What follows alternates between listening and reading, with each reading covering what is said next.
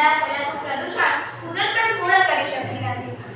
માનવી પોતાના નિજી સ્વાર્થ માટે જેવા કે ઔદ્યોગિકરણ, શહેરીકરણ, નિર્માણીકરણ માટે જંગલનો બેફામ વિનાશ કર્યો છે. આથી પર્યાવરણ દૂષિત થયું છે અને પ્રદૂષણ સર્જાય છે. આ સમયે કવિ કહે છે કે अपने निजी स्वार्थ में आकर तूने वनों के आर पार आरा कर दिया, अपने निजी स्वार्थ में आकर तूने वनों के आर पार आरा कर दिया, अरे तप रही है धरती सावन के लिए, 50 के पार तूने पारा कर दिया, 50 के पार तूने पारा कर दिया. આજે માનવી વિજ્ઞાન પાછળની આંગળી કાઢવું મુખ્ય જગ્યાથી જળ, જમીન, વાયુ અને ધ્વનિનું પ્રદૂષણ વધ્યું છે. આથી ઔદ્યોગિકરણના નામે તે જંગલો કાપીને ફેક્ટરીઓ ઊભી કરી છે, પરંતુ તેથી હવાનું AQI એટલે કે એર ક્વોલિટી ઇન્ડેક્સ ખૂબ જ ઘટી રહ્યું છે અને પ્રદૂષણ વધી રહ્યું છે. આ સમયે મને કહેવાનું મન થાય કે विकास और विज्ञान की ये कैसी हवा आई, विकास और विज्ञान की ये कैसी हवा आई, खुद के हाथों से हमने खुद की ही चिता जलाई, खुद के हाथों से हमने खुद की ही चिता जलाई.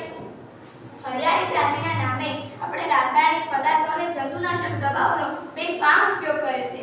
હવે એ દિવસ પણ દૂર નથી જ્યારે બધી ફળદ્રુપ જમીન બંજર જમીનમાં ફેરવાઈ જશે અને તેના પર એક તણખલું પણ નહીં ઉગે. આ તો બાપને હસાવીને બેટાને રડાવવાની વાત થઈ ગયા. ઉદ્યોગોમાંથી નીકળતું ગંદુ પાણી તળાવ, નદી અને સરોવરમાં સીધું વહેવાઈ જવાથી જળ પ્રદૂષણ થાય છે. માનવીએ પોતાના વિકાસની હરણફાળમાં ખૂબ જ વાહનો વિકસાવ્યા છે, તેથી હવાના પ્રદૂષણની સાથે સાથે જ ધ્વનિ પ્રદૂષણ પણ વધી રહ્યું છે. આ સમયે એવું લાગે છે કે હવે થોડા દિવસો પછી એવું આવશે કે આપણે સામાન્ય વાતચીતમાં પણ ઘંટા પાડીને બોલવું પડશે અને માત્ર 42 વર્ષની ઉંમરથી માનવી બહેરો થઈ જશે. પ્રદૂષણ બચાવવા વિચારી તો stopping pollution is the best solution. પ્રદૂષણ બચાવવા આપણે જાહેર વાહનોનો ઉપયોગ કરીશું, કુદરતી સંસાધનોનો વિવેકપૂર્ણ ઉપયોગ કરીશું, ફેક્ટરીઓનું ગંદુ પાણી સીધું નદી તળાવમાં નહીં વહેવાડીશું અને વધુ વૃક્ષો વાવીશું. અને જો વૃક્ષો બચશે તો આપણે બચીશું.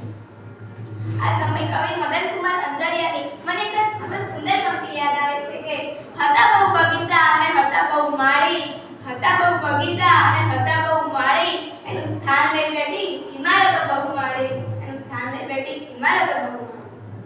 આ અવસરે મને એક સુંદર પ્રસંગ યાદ આવે છે. એક 80 વર્ષની વૃદ્ધ વ્યક્તિ એક ગોટલો વાવતા હતા. ત્યાંથી એક નવયુવાન પસાર થાય છે અને હસતા હસતા કહે છે કે દાદા, આ આંબાની કેરીઓ તમે ખાઈ શકવાના?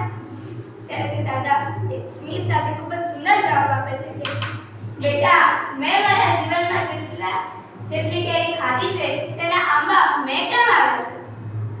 જોયું ને દોસ્તો, જો આપણે સૌ ભેગા મળીને પ્રયાસ નહીં કરીએ તો કોણ કરશે?